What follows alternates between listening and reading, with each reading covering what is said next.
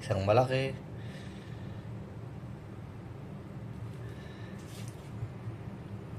Kaya nga pili niyang manok, may pinya. Pineapple slice ang ginamit ko. Manok. Para daw masong sibuyas. Naubusan ako, daw nakabili.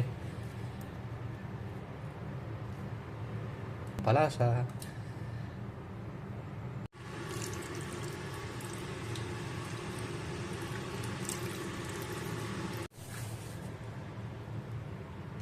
Nahiwa ko na nga pala ang ating sibuyas, bawang, at naglagay din yung nahiwa ko na rin ang ating pakil. Una, sindihan ako. Tumaya tayong kawali. Ilagay ang olive oil para kunting healthy. Yan. Ilagay na